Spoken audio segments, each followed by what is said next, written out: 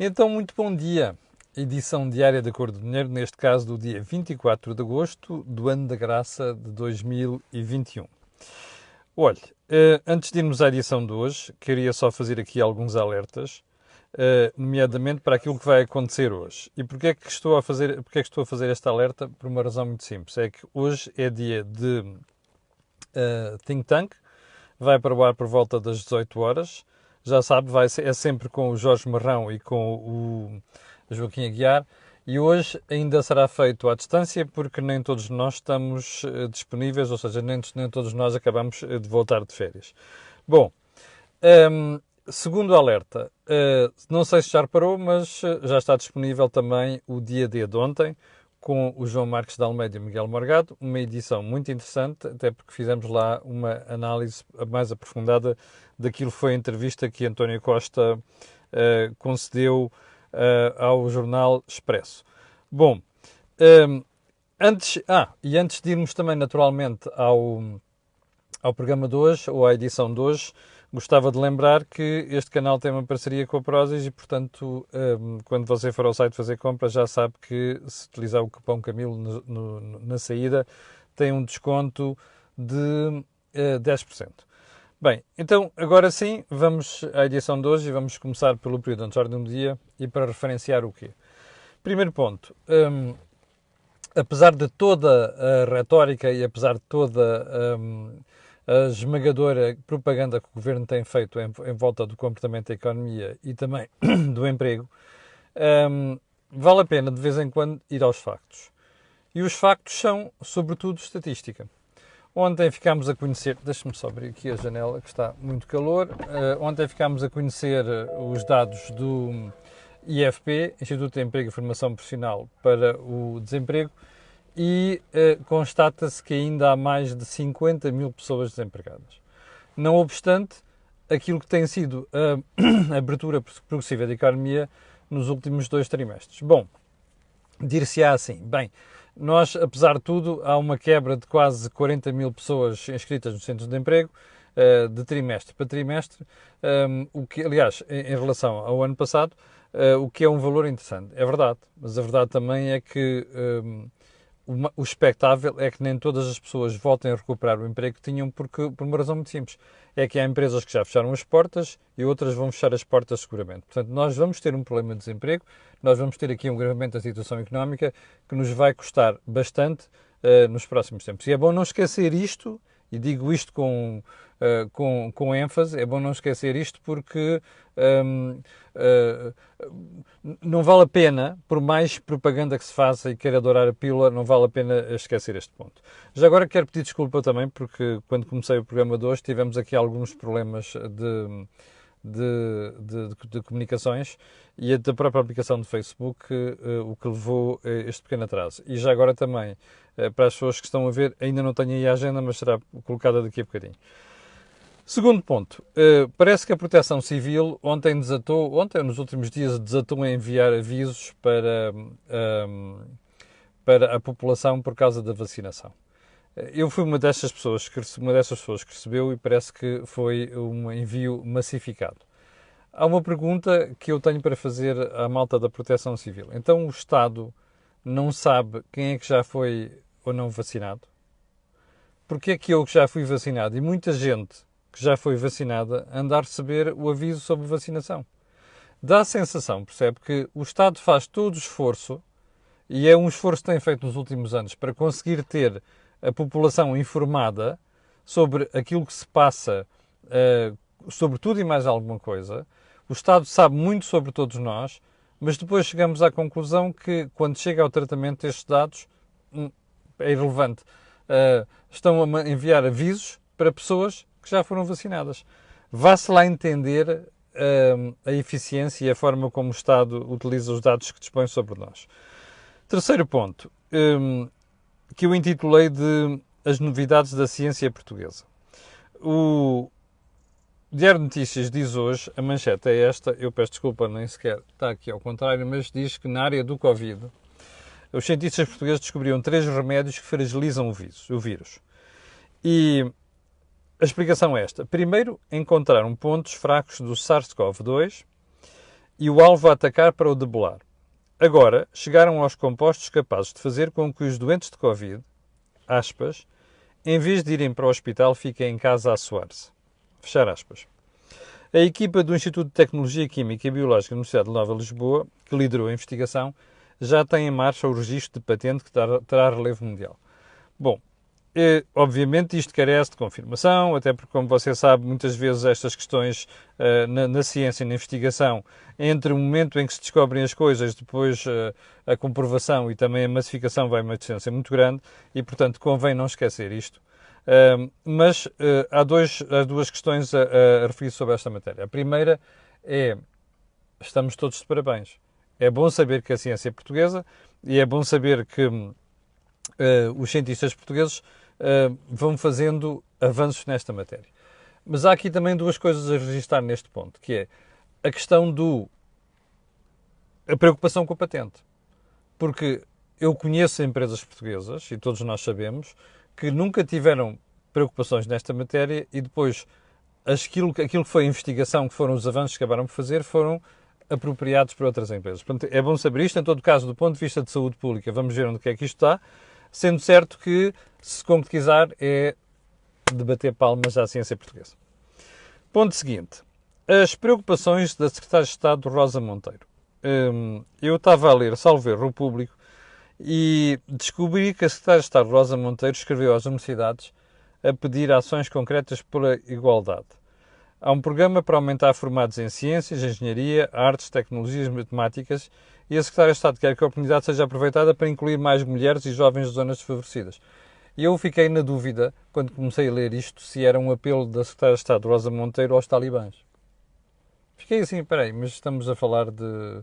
é mais uma iniciativa solidária do governo português e da sociedade portuguesa para os talibãs? Fiquei na dúvida. Depois fui ver bem a notícia, não. A notícia é mesmo que ela escreveu às universidades portuguesas. Eu peço desculpa por estar a insistir nisto, mas faz-me impressão como é que há certos setores da sociedade portuguesa que se mobilizam por tudo e mais alguma coisa. Ela é lábios vermelhos e coisas do género, percebe? E depois há questões humanitárias tão graves como aquelas que têm a ver com a questão das mulheres no Afeganistão, e eu insisto neste ponto, e nós, não deve, se calhar é porque estamos longe, não dá jeito de falar sobre o assunto, não dá jeito de tocar na matéria, não dá de jeito de solidarizar-se. Eu acho que nomeadamente quem tem agendas destas em Portugal, e a sociedade portuguesa tem muitas, se calhar ganhava um bocadinho se fizesse um esforço para não esquecer o que é que está a passar do outro lado, digo eu. Ponto seguinte. A tarifa social da internet e a comida na mesa. O que é que isto quer dizer? O jornal I traz hoje em manchete, a manchete não, uma das notícias mais relevantes, aqui em baixo da página do I, diz assim: as histórias de quem deixou de pagar a internet para conseguir pôr comida na mesa.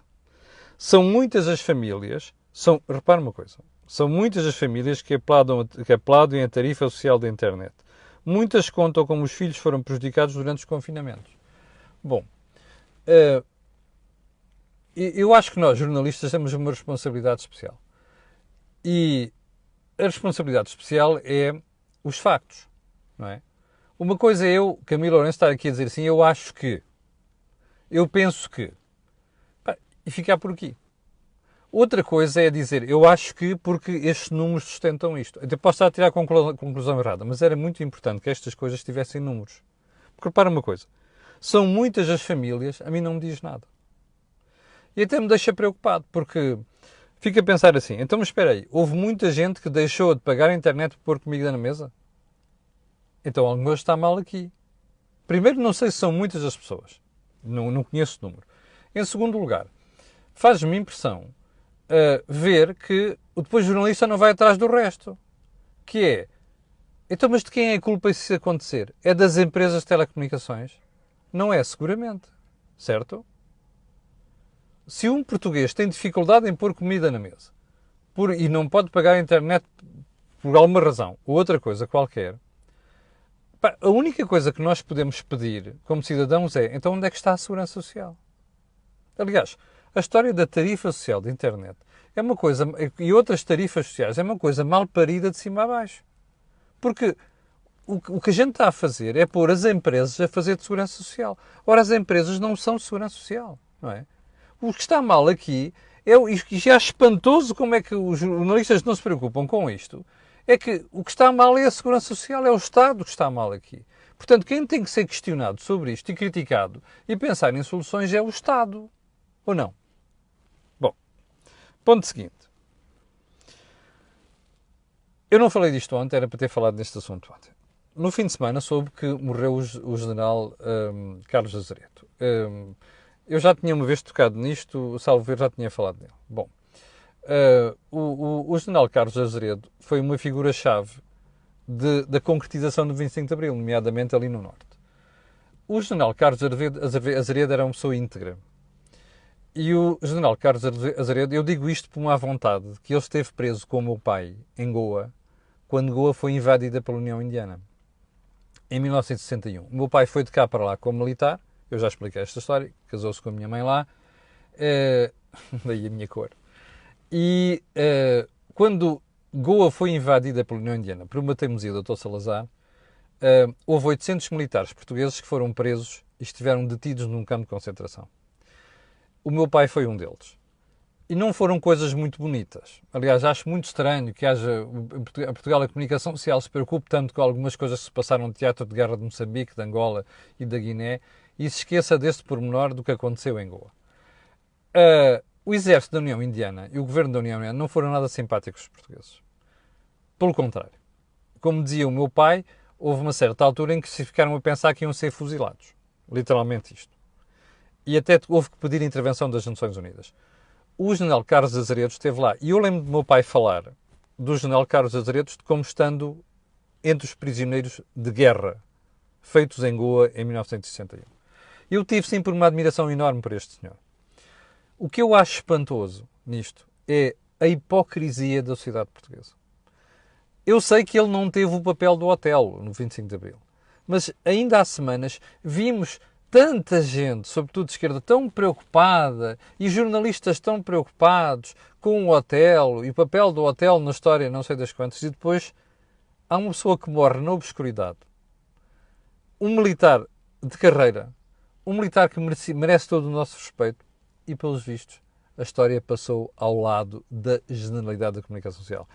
O país, mal, a sério, sinceramente, isto só diz mal.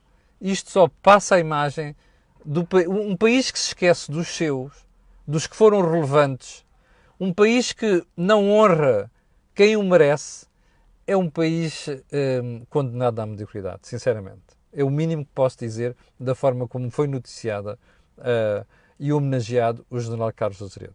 Ainda bem que em vida ele estava doente, no final, na última fase da sua vida foi passada com uma doença terrível, mas ainda bem que em vida foi condecorado. Porque a ignorância que lhe dedicaram na morte diz muito mal da sociedade portuguesa. Bom, vamos então à agenda de hoje. Eu estava a ver o Diário Notícias. Houve um espectador que me alertou para isto. E o Diário Notícias trouxe em manchete não, uma das notícias aqui há dias. Eu vou-lhe mostrar isto virado do avesso, que é para você ler melhor até aqui em baixo. Olha aqui em baixo. Está a ver? Eu não sei de que dia que isto foi, se foi de ontem, se foi de antes de ontem. Tinha-me passado, de facto, mas como eu digo, tenho espectadores muito atentos. Esta notícia diz o seguinte. Portugal é o terceiro país da Europa onde os impostos mais pesam no preço da luz. Ouviu bem? Dos países europeus, Portugal é aquele onde os impostos mais pesam no preço da energia. E agora, eu depois fui ver a notícia, e a notícia é clara, é claríssima nesta matéria. Diz assim, olha, o peso das taxas e impostos na fatura de eletricidade dos consumidores portugueses aumentou em 2020 face ao ano anterior. A notícia é de 23 de agosto de 2021. Você perguntará, mas porquê é que em 2021 está a falar de coisas de 2020? É muito simples, porque isto é um estudo da ERSE, Entidade Reguladora do Setor Elétrico. E diz também que só a Dinamarca e a Alemanha têm um peso maior. Veja esta citação, ok? E atenção, isto não é da minha cabeça. Isto não é um estudo da EDP, nem de outras empresas de energia, nem da Galp. Isto diz assim, entre aspas, a componente de taxas e impostos é a terceira mais elevada da Europa, essencialmente devido aos designados custos de interesse económico geral, que resultam de opções de política energética e que representam 28% do preço final. Isto está no último boletim que compara os preços de eletricidade na União Europeia. Bem, quando a gente lê isto, eu, sinceramente, há uma coisa que não percebo. Porquê é que não se fez uma chat com isto? Repare, isto não é opinião. Isto não é eu acho que. Isto não é um estudo encomendado pelas elétricas ou pela Galp. Isto é um estudo da ERSE, que é a entidade que regula o setor de energia em Portugal, o setor da eletricidade. Bom, primeira pergunta. Porquê é que os portugueses continuam... O problema está aqui.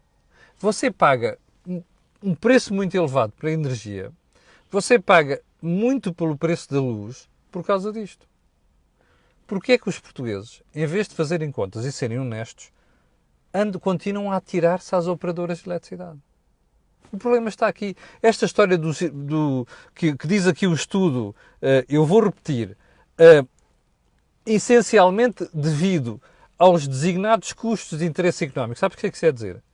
É que o Estado espetou impostos sobre o preço da luz para ir financiar outras coisas, nomeadamente a aposta nas energias renováveis e outras coisas também. Bom, mas se é assim, vamos ser honestos. Em vez de cairmos sistematicamente em cima das operadoras de eletricidade, é melhor cair em cima do Estado, não é? Isto foi feito por sucessivos governos e não muda. Portanto, o culpado de nós pagarmos preços elevados na energia, na eletricidade, nos combustíveis, é do Estado. Eu estava a ver uma reportagem, salvo ver, da TVI hoje de manhã sobre o facto de terem baixado ontem os tais 3 cêntimos de gasolina e 1,5 cêntimo no gasóleo.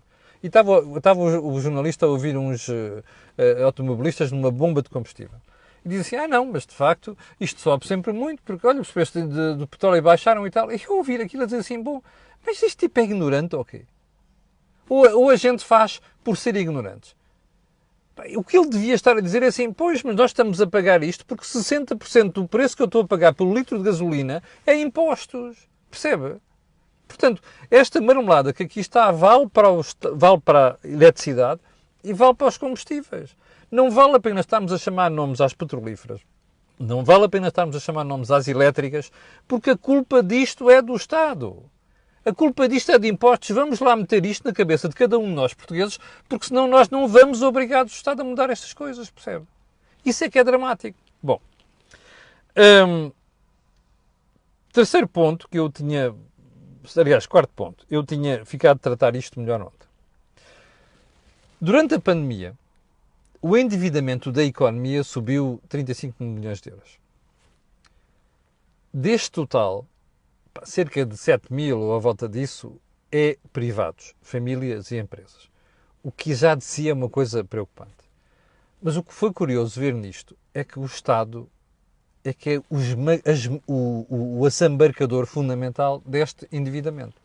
São qualquer coisa como 27.500 milhões de euros. Bom, há uma reflexão que eu gostava de fazer consigo sobre isto. Você agora vê o governo a cantar de galo, por causa da bazuca e depois do PT 2030 que vem aí, não sei das quantas, agora já chegaram 2.200 milhões, vão chegar mais não sei quantos e não sei o quê. Faça esta conta. Então, o endividamento aumentou, no geral, 35 mil milhões de euros. O Estado representa 27.500 milhões. Quanto é que vai chegar da bazuca? Pouco mais do que 13 mil milhões. Sabe o que é que isto significa? Que para além dos handouts, ou seja, doações, até parece que é um país do terceiro mundo, percebe? Para além da pedinchice que nos trouxe 13 mil milhões de euros, nós já nos endividamos em mais do dobro disto. O Estado só. Percebeu? Isto é um sinal de uma economia sã, é isso? A propaganda toda do Dr. António Costa, que eu falei aqui ontem, e que está expressa, escarrapachada no Expresso, 2 semanas seguidas, eu, sinceramente, Se fosse governante, estava felicíssimo da vida. Consegui que um jornal como o Expresso me dedicasse espaço durante 2 semanas para a minha propaganda. Mas vamos lá a isto. Ainda para mais uma entrevista que devia sido muito mais apertadinha por parte dos jornalistas e não foi. Mas é assim. Pegue na propaganda toda que é feita pelo António Costa. Sobre paramos a estagnação da economia, estamos a convergir, já mostrei ontem que não estamos a convergir coisa nenhuma com aquele clube que nos interessa. Mas agora vamos a isto. O Estado endivida-se em 27.500 milhões. Nós vamos receber de fora 13 mil milhões, que já dissemos uma doação, uma pedinchice. Isto é o sinal de uma economia sã. Pá, responda você. Bem. Mais, você sabe o que é que significa, de facto, não é teoria, de facto, o que é que significa quando uma economia se endivida face ao exterior? Isto quer dizer que ficamos hipotecados ao exterior. Quando nós ouvimos dizer, vendemos esta empresa, vendemos aquela empresa ao exterior, isto significa só uma coisa. Nós não temos capital em Portugal para estar a sustentar empresas, percebe? Não temos capital para pôr a economia a rodar. É o que isto quer dizer. Basicamente é o que isto quer dizer. É preocupante? É. Não vemos, com honrosas exceções, é verdade, isto tratado com profundidade na comunicação social. Não vemos isto tratado nas televisões, não vemos isto a fazer manchetes, percebe? É como aquela história, porque é que o Diário de Notícias não pôs em manchete que o preço da luz em Portugal é o terceiro mais elevado da Europa por causa de impostos que o Estado espeta sobre aquilo. É que se nós não fizermos esta pedagogia, o público em geral passa ao lado disto, percebe? Agora, um país que vive de manchetes, mas cujas manchetes vão para o sítio errado, isto é preocupante. E esta é mais uma das histórias. Você vai ver que quando começarmos a ter de vender uma série de ativos ao exterior para pagar o endividamento, vai aparecer tudo ao tio. Nós não temos cá nada, não sei das quantas, é o PCP e o Bloco de Esquerda a dizer que é preciso nacionalizar e o Diabo 4. E por outro lado a dizermos, nós estamos a vender tudo ao exterior, mas como é que não havemos de vender ao exterior? Nós não temos capital em Portugal, percebe? Basicamente é o que isto quer dizer. Bom, já agora, último ponto, que já sei que estamos a violar o tempo, vergonhosamente. O ECO fez uma análise muito interessante ao último documento da OCDE sobre crescimento económico. E chegou à conclusão que de todos os países analisados, Portugal é um dos piores no regresso ao crescimento económico. O que é que isso quer dizer? Quando se compara a tendência de antes de Covid e o que está a acontecer agora na recuperação, nós somos dos últimos a recuperar. Repare, isto é exclusivo da OCDE? Não é. Este é mais um estudo que confirma que nós não estamos bem e que a nossa economia não está bem. Novamente, compare isto com a propaganda do Dr. António Costa. O que é que isto significa? Significa que nós vamos para o grupo, estamos no grupo com a Espanha, com a Itália, com a Grécia, mas com outros países também, onde as economias estão a ter mais dificuldade em recuperar já no pós-Covid. Isto mostra a fragilidade da economia portuguesa. Eu não consigo perceber porque é que o Governo, em vez de reconhecer isto e mobilizar o país para fazer aquilo que tem que fazer para ultrapassar isto, continua a dizer que nós somos os gajos do caraças. Não é? E que está tudo bem, e que as coisas estão a recuperar, e que paramos não sei quantos a estagnação, e que estamos a convergir. Isto mostra que nós não estamos nada bem. Isto mostra a fragilidade da economia. Não é opinião minha, são números, percebe? E era bom pensarmos nisto, porque enquanto não atuarmos sobre este problema e passarmos a vida a dizer aos portugueses que está tudo bem, que não precisam de fazer sacrifícios, que não precisam de fazer reformas, algumas delas duras, percebe? Que vamos ter amanhãs que cantam, é mentira. Bom, chegamos ao final do programa de hoje. Às 18 horas vamos ter o Think Tank. Eu peço desculpa, este direto está a ir na minha página pessoal e não na página profissional do Cor do Dinheiro, e explico porquê. E vai haver, já percebi que há pessoas aqui a reclamar. E já lhe explico porquê. É que houve um problema com a aplicação do Facebook hoje de manhã e não se conseguia fazer diretos na página profissional. É apenas essa a explicação. Bom, chegamos ao final do programa de hoje. Já sabe que às 18 horas vamos ter Think Tank. Já sabes que amanhã às 8 da manhã estarei aqui para lhe atazanar o juízo também. Para o final, quero pedir aquilo que peço sempre, que é colocarem um gosto, fazer partilha nas redes sociais. Também já sabe porquê. Aquilo que houve aqui, não houve em mais sítio nenhum. Obrigado, com licença, e até logo às 18.